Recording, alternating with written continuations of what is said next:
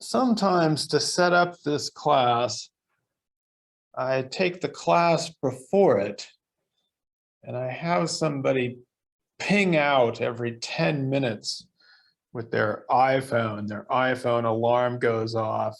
And I ask people to write down how they're feeling. Now, for various reasons, that wouldn't have worked in the last class, so we didn't do it.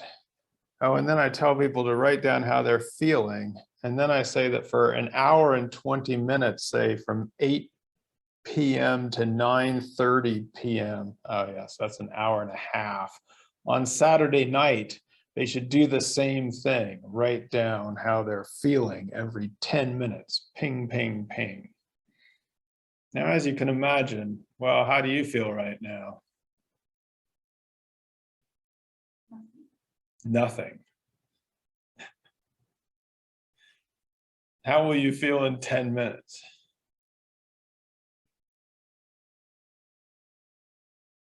How will you feel in 20 minutes? How will you feel in an hour and 10 minutes?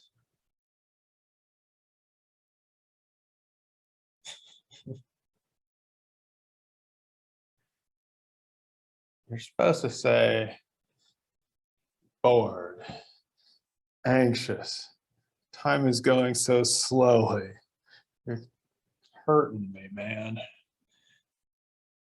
Most students really don't do the Saturday night one. They forget, which is what's supposed to happen. You're supposed to forget that, not even realize that time is going by because that was your fun time.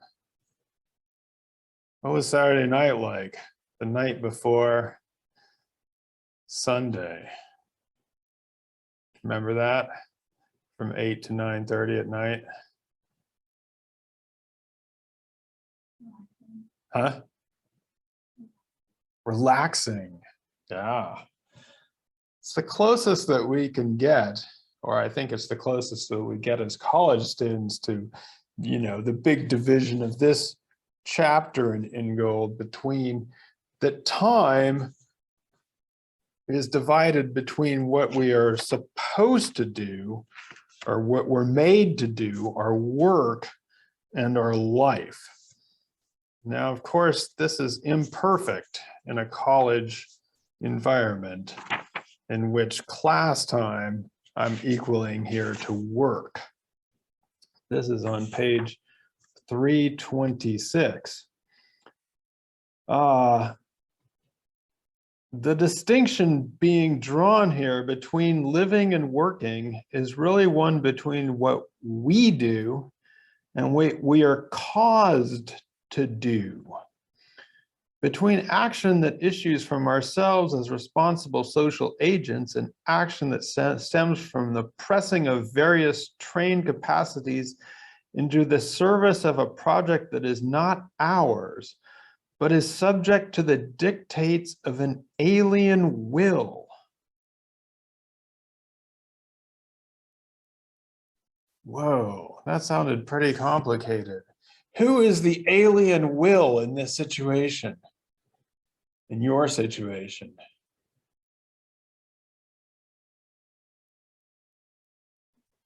Professors, they are subjecting you. That's why I asked. The dictates of an alien will. You're being made, caused to do things. Deadlines, projects, stuff. A project that is not ours, subject to the dictates of an alien will. So that is our work. And then our life is what we can do on our own when we're relaxing. We don't have to listen to this alien will. And we don't have to, you know, have all those things going on because that's what we do. It's kind of like somebody says that they need to have a life. What do they mean?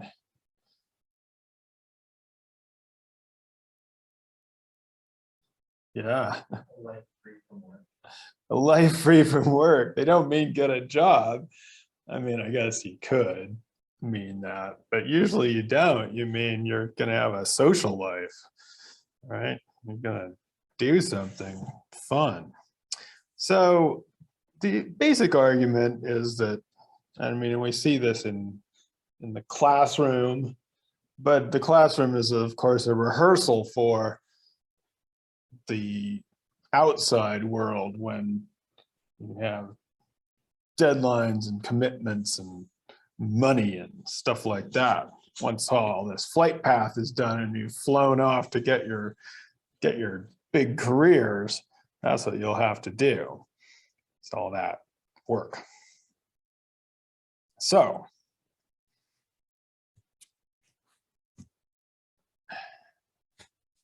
let's start Ingold and others. Ingold actually, in this chapter, one of the things that's really great about this chapter is he is rehearsing some very classic arguments, things that are pretty basic to the history of anthropological thought, the analysis of capitalism in general, the analysis of European and North American society. And so one of the ideas is that before time was divided into work and leisure or work and life, there wasn't a strict division between work and life. So there's what Ingold calls task time, which is sort of the old version of the West, and then we'll talk about how it occurs in the non-West. So in the West, or sort of we might call, I don't know, the Middle Ages of Europe, on page 324, the idea is that work is life. Work is life. And any distinctions one might make within the course of life would be not between work and non-work, but between different fields of activity, such as farming, cooking, child minding, weaving, and so on. And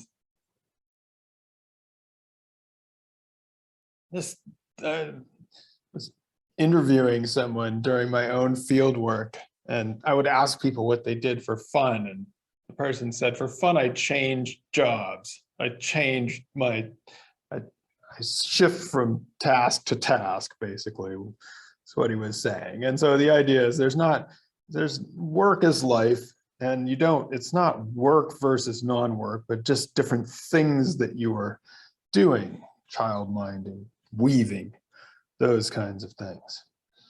And so the activities are related to other activities. And then any notion of time that you would have would be not in relation to an abstract system, but in relationship to that activity. And so in medieval England, you could have time expressed by how long it took to cook an egg, or how long it takes to plant a field, the planting time. And of course, the best measure of time, the pissing while. Although this does seem to be a, quote, somewhat arbitrary measurement. So you could have the time that it takes to have a pee. Anyway, that may not have been a time.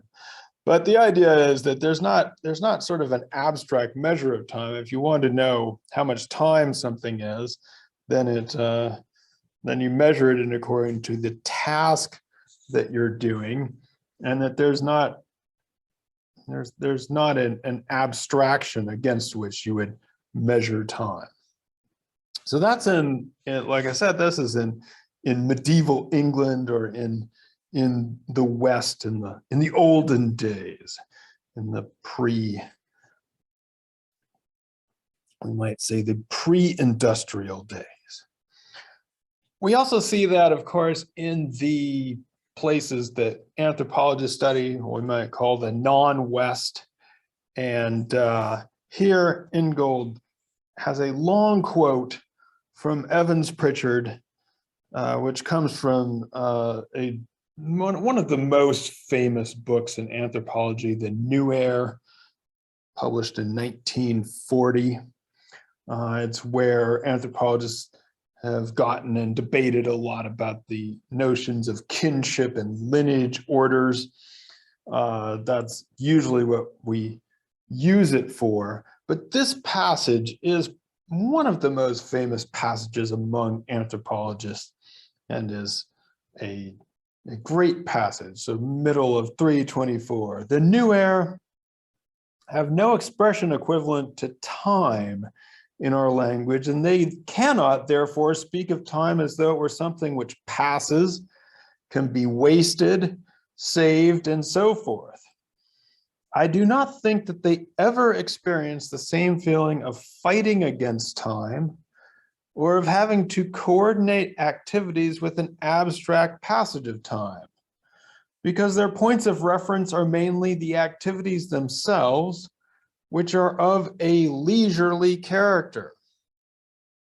And I was thinking about this word leisurely. Actually, it's a weird word to use about people who are working hard, herding cattle. I don't think he means leisurely in the sense of they're lounging around, but just that they might be working the tasks might be difficult. It might be difficult to milk the cows and all the things, but they don't seem to be fighting against time to do it. So I don't think he means leisurely in our sense of leisurely.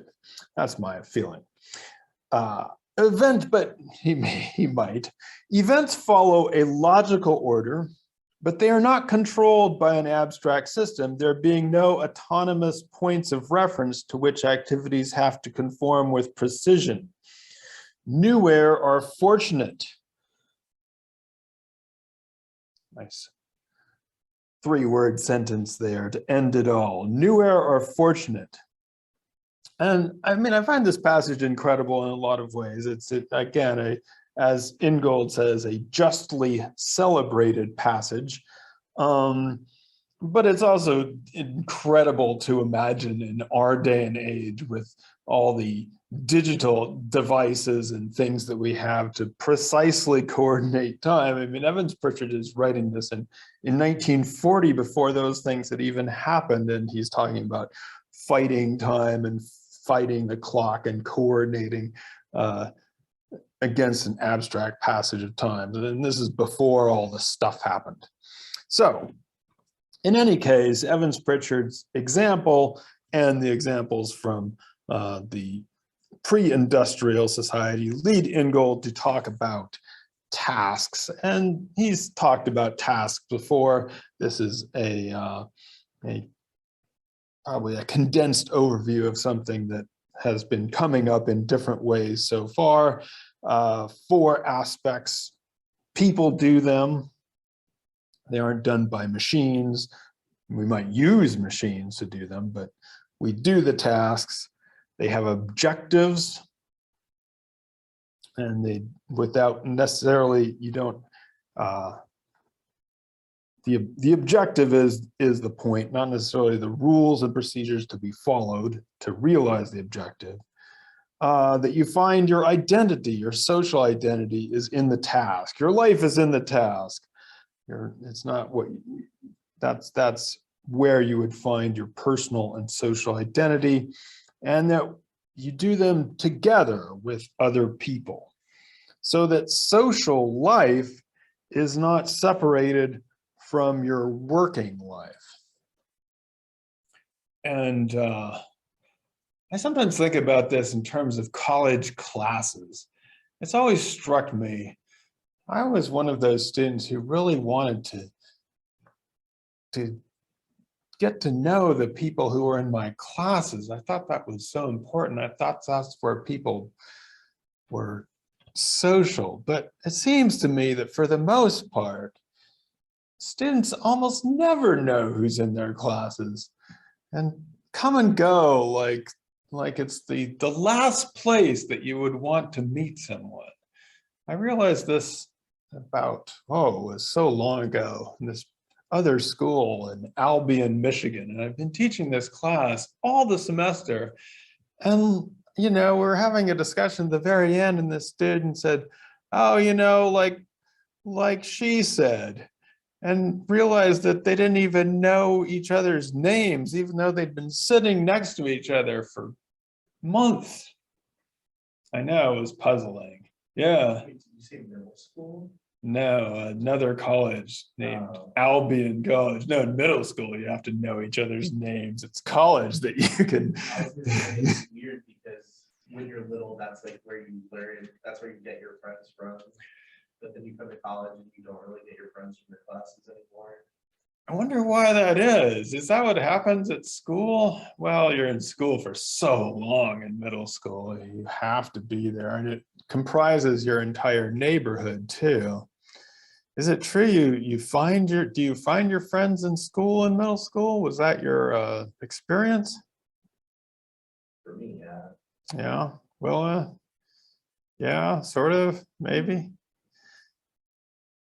I guess I feel, you know, I don't know. I feel like at least with my children, they came with their friends already into the school from like the neighborhood.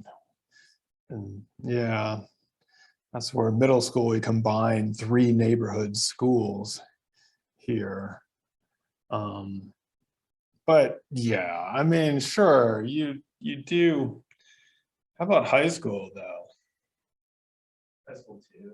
High school too. Do you find friends there, or is it just the same people from middle school? I feel like you can make more friends in your classes in high school than in college. Why is college so hard then? Why is it so bad?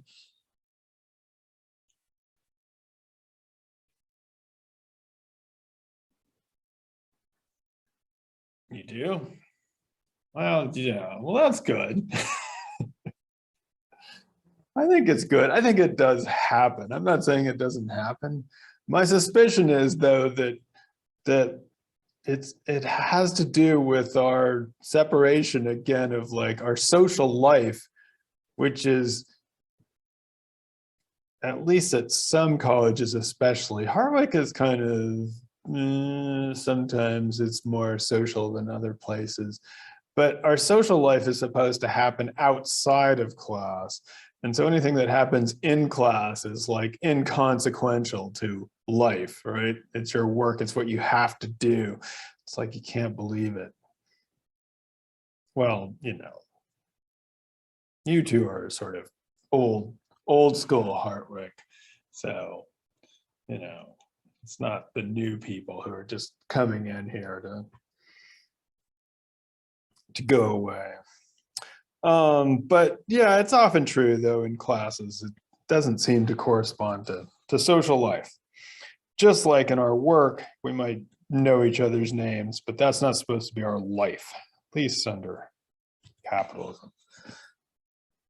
It struck me here that one of the things that the tasks do is they resonate to the cycles of the non-human environment. So you're doing them with people, and you're also doing them on sort of environmental time as well.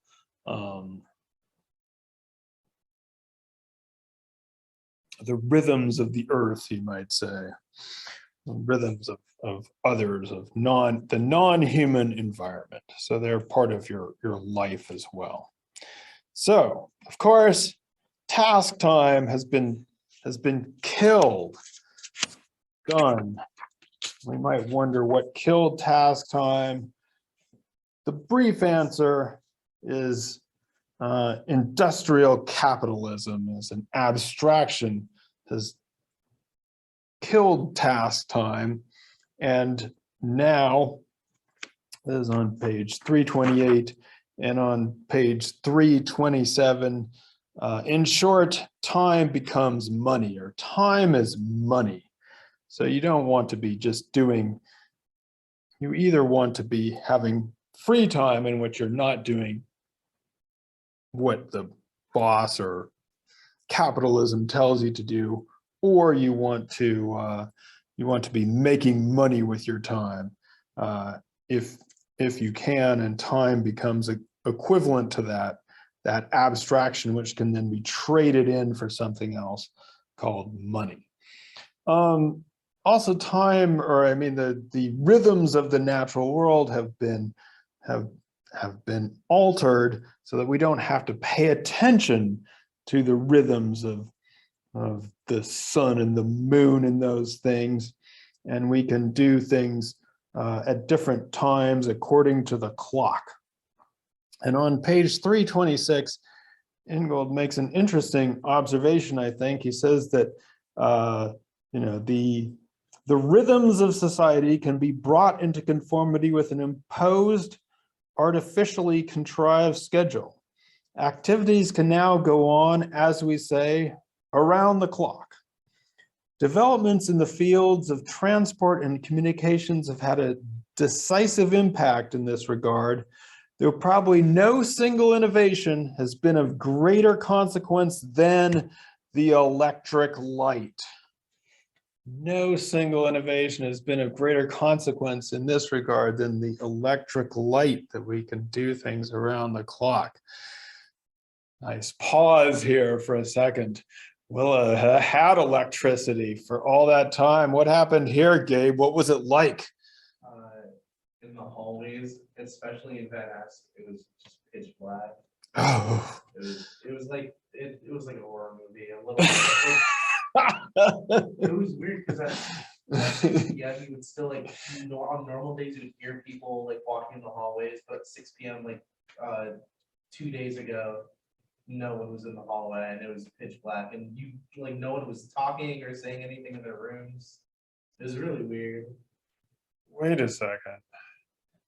Oh, this is even worse than I thought. So, I mean, I was imagining, thankfully our house did not lose power. I don't like to lose power at all, especially when you have a child who wants to have the internet going at all times, and a couple of professors who want to have the internet going at all times too.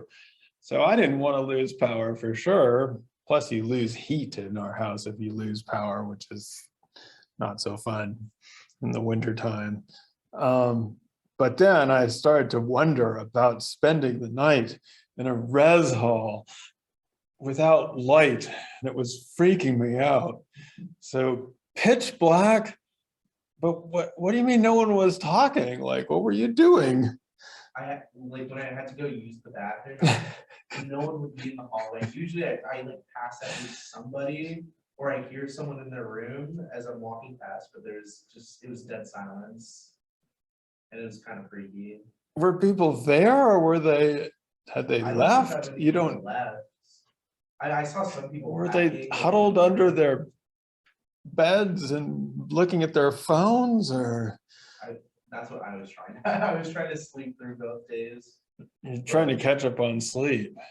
Not even, just there's nothing to do. My phone was dead. Oh, your phone died. Yeah, that's what I was worried about.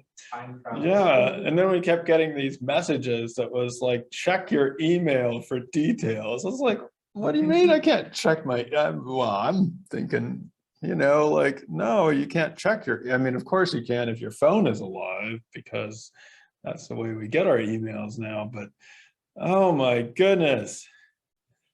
Yeah, that was something. Whew. I mean, I was going to say that it's certainly true that the electric light changes college and studying and being able to do that, but boy, not having it. Whew. Yikes. It changed the campus's atmosphere too, because I never usually think of all the lights on campus outside, but I walked back from town at 10 and campus was just pitch black too. I mean, usually, I can actually see a little bit of campus from my house, and usually it's way overlit. There's big lights, huge game lights or something on nights that I don't even know what they're doing up there. But wow, yeah, that was different. Phew. It did not bring back the tasks though, right? That was the problem. Like once the light is gone, then like, I assume like you can't read even if you had a book. It's terrible.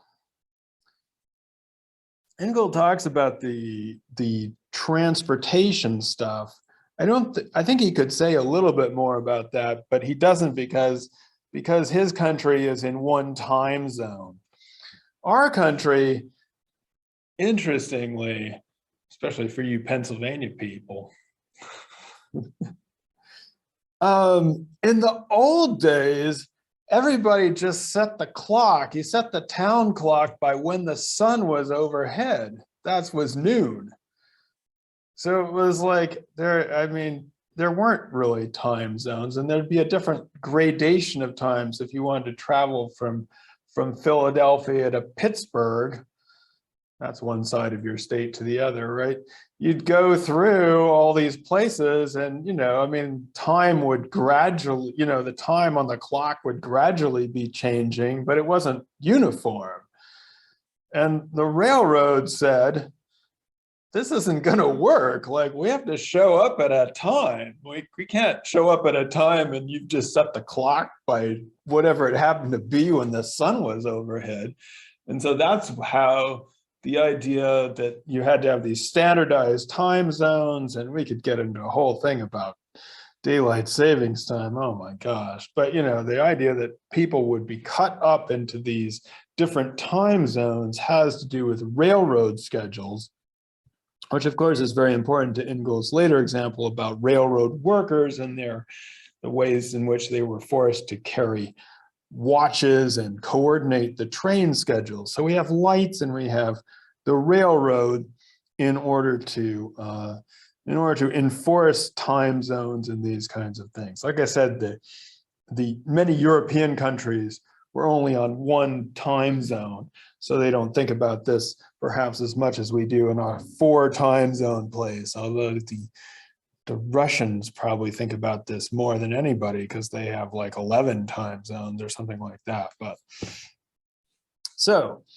basically, one of the huge articles that Ingold is using for much of this evidence and much of what happens under industrial capitalism is a very, very famous article by E.P. Thompson, who is a very famous historian of the English working class, especially. His book, The Making of the English Working Class, is considered one of the top, most amazing, probably also thickest books of all time. But this article is pretty short. His article, Time, Work Discipline, and Industrial Capitalism, is pretty short and it's pretty readable. And, Ingold is basically following his argument up until now. And the idea is that you had this task time, which is undifferentiated time, but under industrial capitalism and both the technological innovations as well as the labor divisions and commoditization of labor.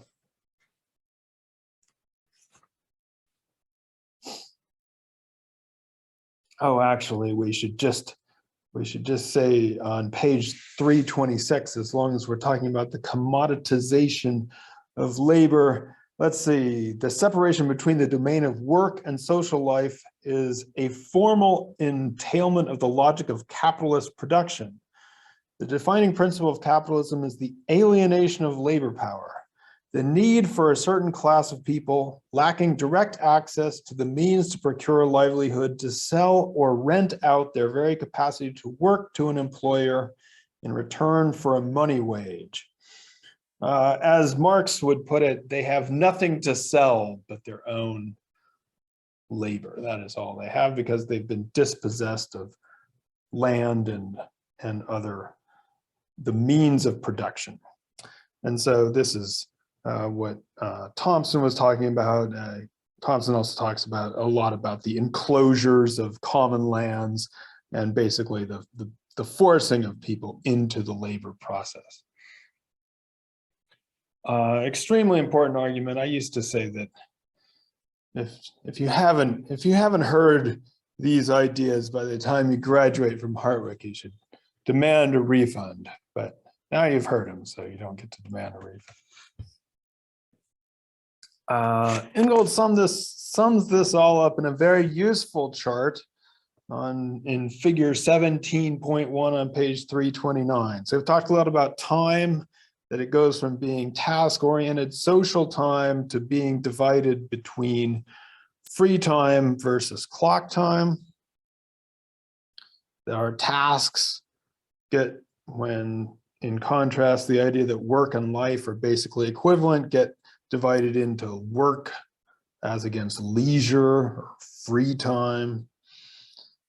We'll see this argument come up a little bit interestingly, that techne and art actually both meant the same thing. One was just Latin and one was Greek, as art is a skilled practice, and that gets divided into art and technology. That's coming up on next Thursday in chapter 19. And then in exchange, that are sort of the ideas of systems of reciprocity and gift giving, which is not gift in our sense of being, well, in the commodity perspective of you have pure gift with nothing expected in return, as against market prices and money and all those things. But in non-Western and society in the old days, and here on page 330, Ingold cites again extremely influential and famous essay on the gift. Marcel Mauss talked about how the gift was with an obligation to provide return. I don't know. Have I made you watch Unca's Big Mucka? Or somebody? I mentioned it a lot, but didn't make you watch it because I made Intro watch it. Maybe I should. Wow. Well, if you haven't watched Unca's Big Mucka, when you have internet and lights and stuff, it's about someone doing this kinds of elaborate distribution schemes that is in some ways corresponds to some of the things Mauss would say here in the gift, about that the gift comes with an obligation to give back and to give back more after a delay. So up until this point, this is kind of pretty much a recapitulation of some classic perspectives in anthropology and classic perspectives in history, and about the differentiation between capitalism and non-industrial society before capitalism, or non-industrial society outside of capitalism. And so this is pretty standard, I guess I would say. It's really super interesting and it's very super important. And if that's all we get out of it, Ingold does a pretty good job of recapitulating that argument, and it's a very important argument to get to. But then, as Ingold is likely to do, he asks here if task time has really been killed or has really disappeared or gone from our current or our capitalist society. And so after discussing Mauss on the gift, he talks about figure 17.1, in which every aspect of human life is split. And then, he's going to argue here, I propose here to argue to the contrary. I do not believe that task orientation has disappeared with the transition to industry. And so there are two ways in which task time does not seem to have disappeared. So the first way is actually in the home, or he says it's going to be in those contexts which we claim to be at home. And so in the first place, it's in that domestic sphere or the home sphere, the sphere in which there is not necessarily a wage or a payment. And in the home, life is still marked very much by tasks that need to be done.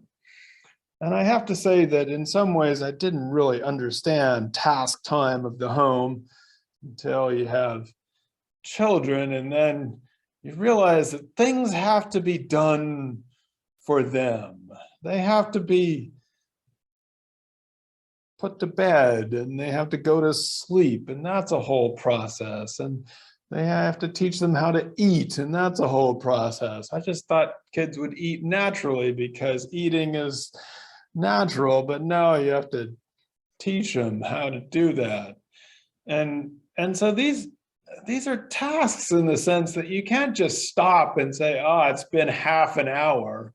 I've been reading this thing for half an hour. I think I'm just going to go for a walk now. It's like, no, the food has to get cooked. However long the rice takes to cook is going to be what it means. All these things have to be done.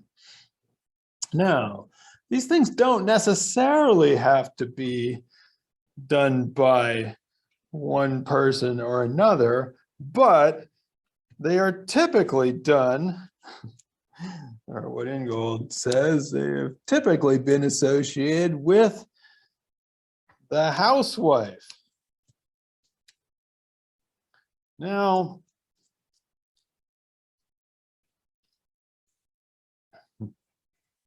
all right, well, go ahead, get mad here.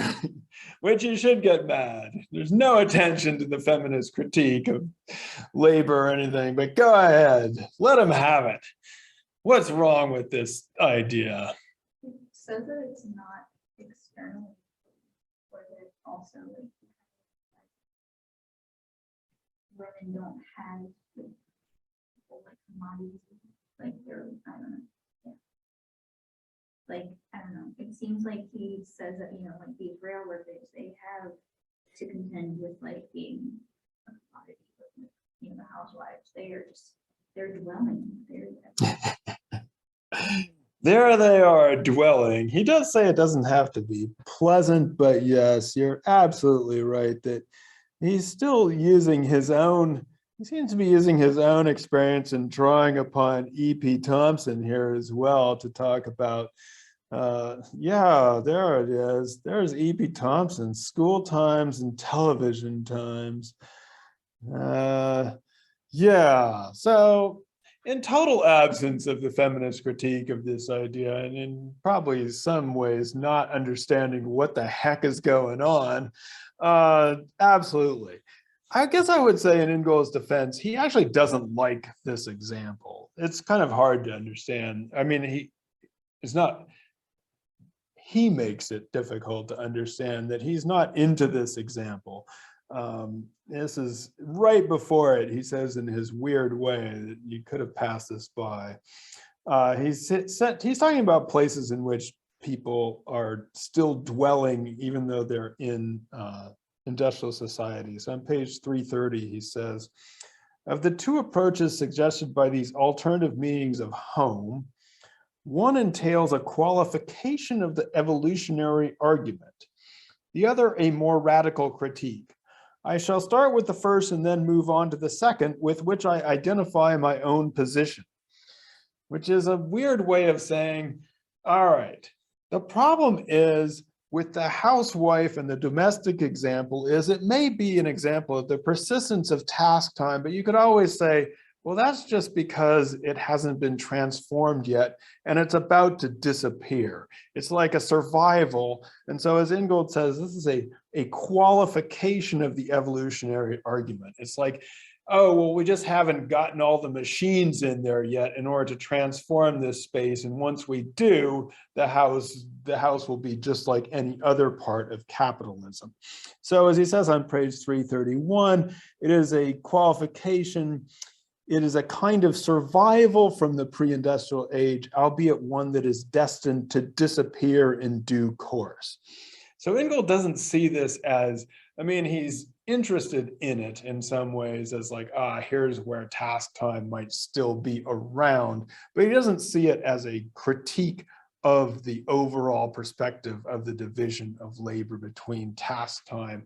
And he just sees it, or authors have seen it as just sort of this thing that's still there, but it could be eliminated. It doesn't really challenge the overall argument that Thompson has been making. So I agree, well, he should be taken to task for not understanding the feminism and all that good stuff. I don't know what you just said. Huh? I don't know what you just said. So what's he saying? He's saying that this example, that yes, task time sort of persists here, sort of, but it's going to go away in this example. Like this example doesn't challenge, like, okay, well, maybe it'll become clear once we do the railroaders, which is the big challenge to this. But what he's saying here, okay, actually, let's go back. There we go. All right. So if we remember Thompson's argument, right, and Ingold's put it out here, is that we move from pre-industrial time, where task-oriented time, to free time, clock time. That this is pre-industrial and that is capitalism, all right? So we got that. Good. And then Ingold is now going to argue against this by using two examples of places where task time has not disappeared from capitalist society. However, the first example, that of the housewife and the domestic sphere, he is actually saying that it is a possible example of task time persisting, but it's not really a good example because it could just be seen as an evolutionary holdout, as a place that is kind of lost in time, but if we can just bring in a washing machine and a microwave oven and, and we could transform it into, it will eventually disappear. It will eventually become just like capitalist time. We'll be paying people to do all this stuff and we won't have to do it. So the problem with that example, other than things that you said, which is also true, then he would be legitimately critiqued on that. But the problem with that example of romanticizing that example is, one, it's romanticized, and two, it's just going to go away anyway. It's going to evolve away. So it doesn't really tell us much about whether or not under capitalism, we can still have task time, because it's just like a holdout.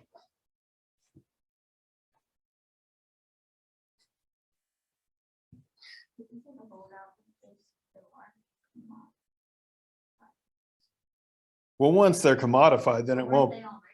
Right. Well, yeah, I mean, you could argue that they were probably more commodity. I mean, he's sort of drawing on E.P. Thompson from 1967. They were probably even more commodified than they were letting on. But you could argue that it's gone.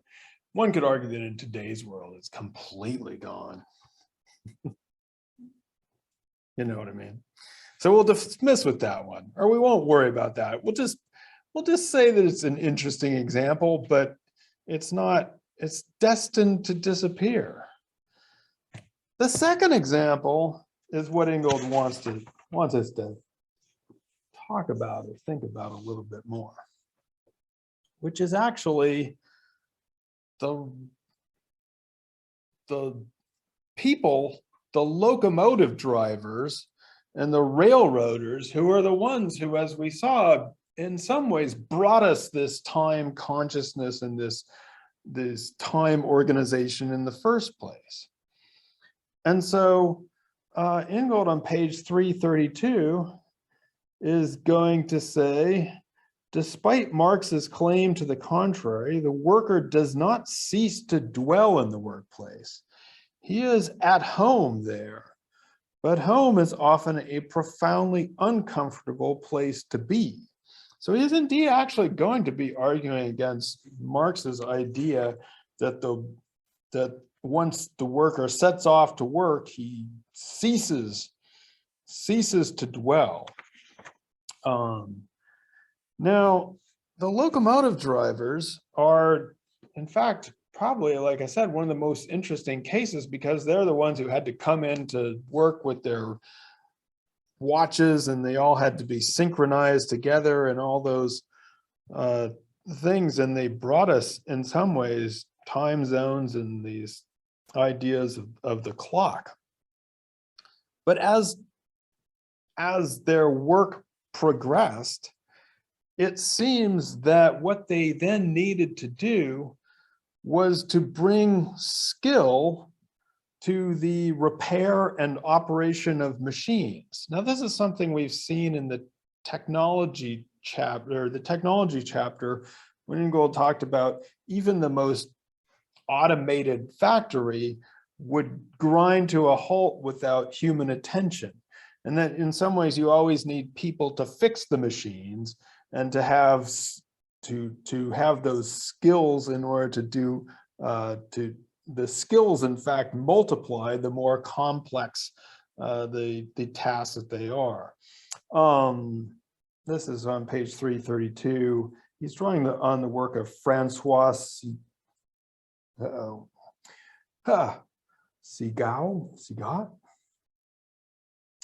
who has pointed out that as fast as machines have been contrived to do what had previously been done by skilled hands, different skills have sprung up for handling the machines themselves.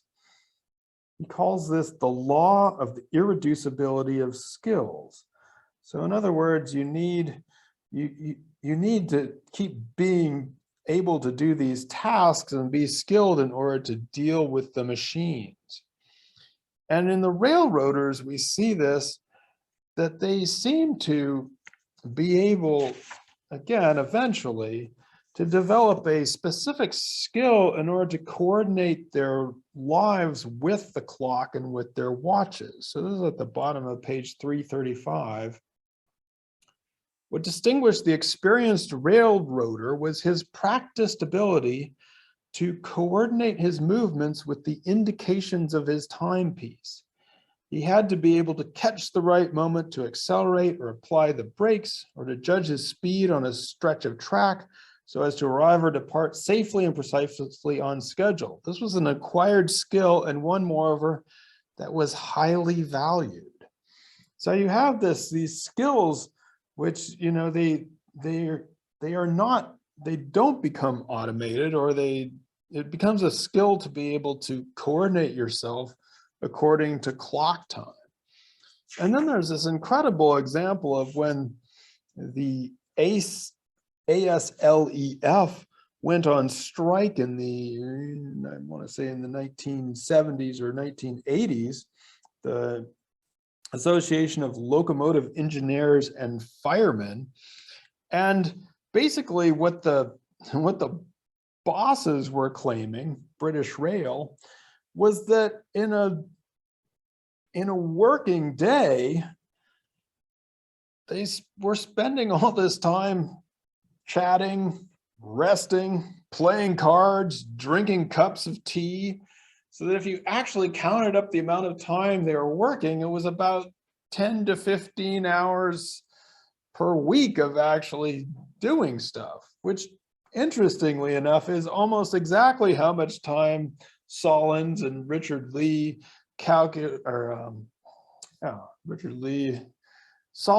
Marshall Solon's drawing on Richard Lee calculated that the hunter-gatherers were working every week was about 10 to 15 hours of work.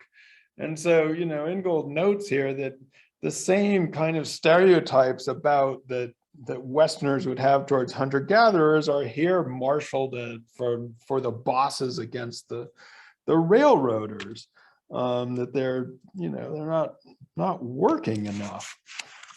or they don't have to work so much. So again, but I mean, the super interesting argument here is that in fact, even in the heart of the industrial process, the place where people are most carrying around watches and seem to have introduced this, that the idea, the task time and the skills and the tasks are re-emerging or imposed upon the workplace.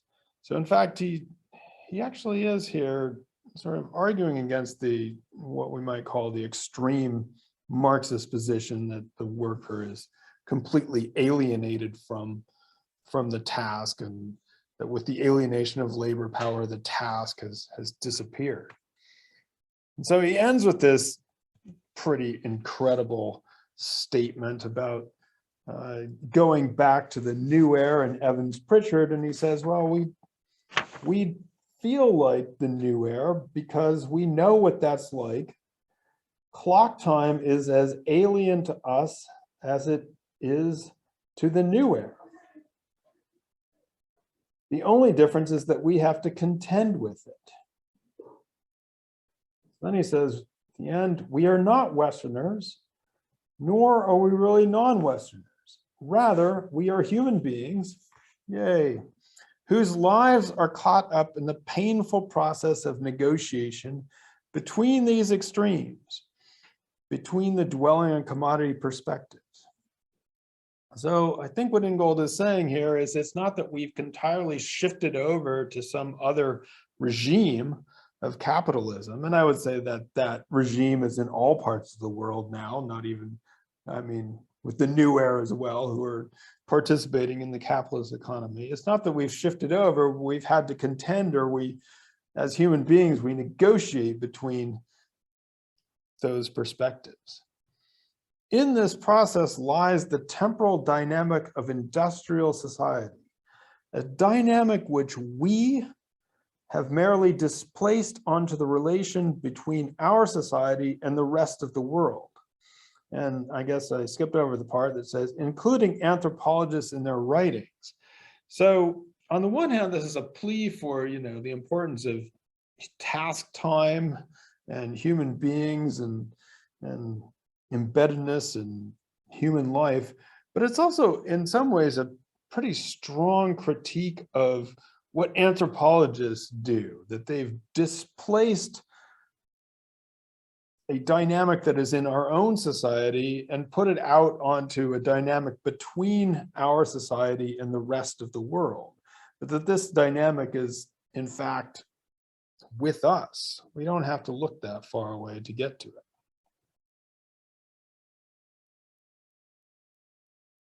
So, as I said, if we only get if we get the division between task time and sort of capitalist industrial time, that's pretty good.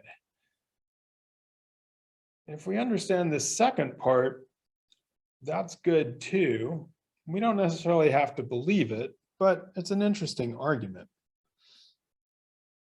I think it's, I think it's one of Ingold's best chapters that way, and also has some very good stuff on anthropological thought, history of. At the same time, I don't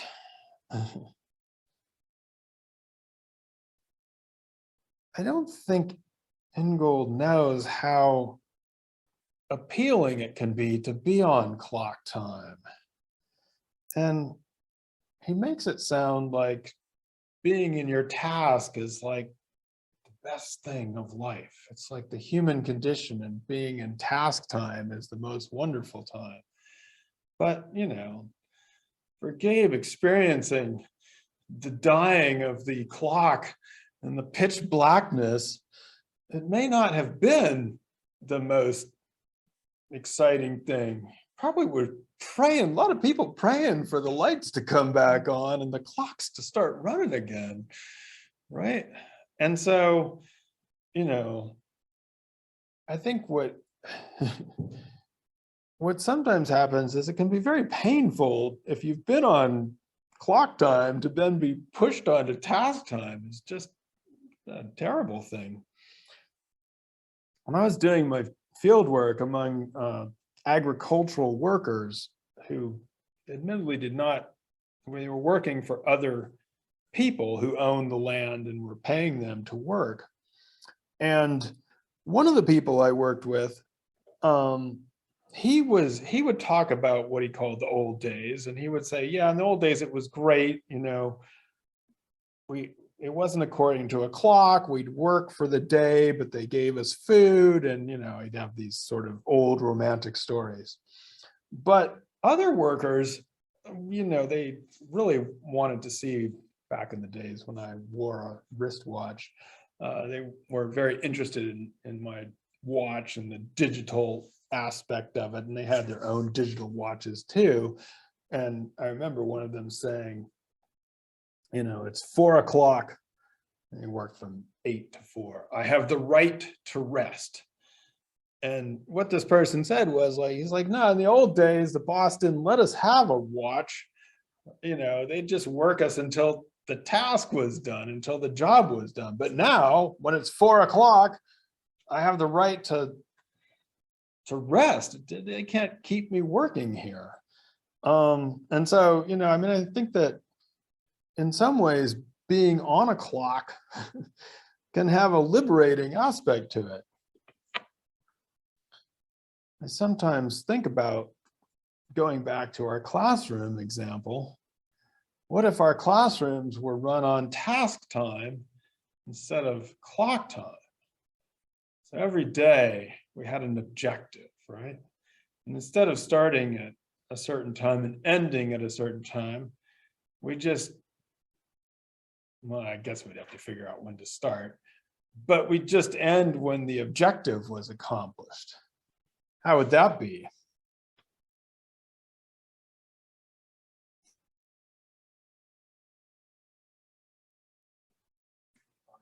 It'd be fine.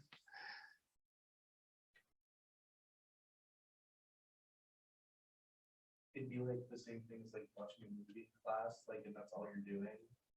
You would just leave at the end of the movie. It doesn't matter if the movie like took the entire class period or if it took part of it. I guess it would feel like that. Well, I guess here's the problem. I was thinking about the talking professor. But sure, let's say our objective, our task today is to watch this movie, which is 25 minutes long.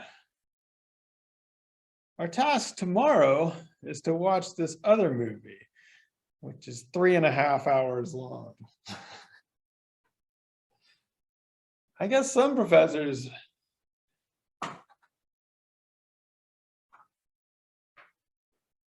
I would be afraid. I would be afraid of the tasks that they would, I'd be afraid of how long that class would go. I'd be afraid for you. I try to run my class according to task time. Once our objective is done, we're done.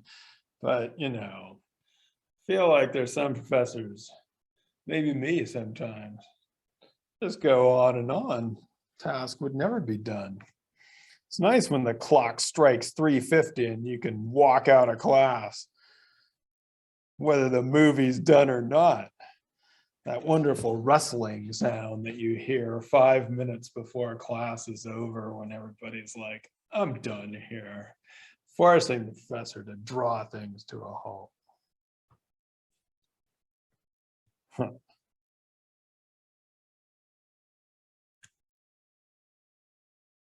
So it brings me to something.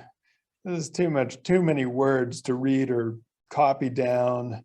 I apologize for this very wordy slide. It was a review, a book review of this by the anthropologist William Mozzarella.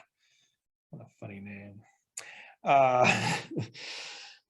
And I think it was one of the best reviews, or actually one of the only reviews I've seen that kind of caught the good things about Ingold, but some of the things that we've been talking about as well. So Mozzarella said that, you know, Ingold is correct to argue that this is a history of rationalization, abstraction. And so as an antidote, His appeal to embeddedness, embodiedness, and engagement is well taken. And I would agree with that. But Mozzarella says this raises two questions. The first question, is this history of abstraction merely a history of a set of categories by which we Western moderns have misunderstood the world that we live in? Or does it also in part describe the institutions that enable our lives? It's a question that I think Willa has been asking in various ways as we go along from earlier on. Is Ingold just saying that we live like these other people he's describing, but we just don't get it, or we've done something weird with our lives, or we don't understand it? I think this is also what Mozzarella, I think, is saying, like, okay, yes, there's been this history of abstraction, but is it a misunderstanding of the world, or does it actually describe what we're up to? And then perhaps more importantly, and related to that idea of the appeal or the liberatory nature of clock time, can abstraction consistently be opposed to engagement as good to bad, as Ingold tends to do? Or is there also a liberatory dimension to this history of abstraction? And, you know, I think about that in terms of the agricultural workers or students or people who are engaged in something that is kind of like task time, but it might be nice sometimes to live your life by the clock and have the professor shut up when the bell rings and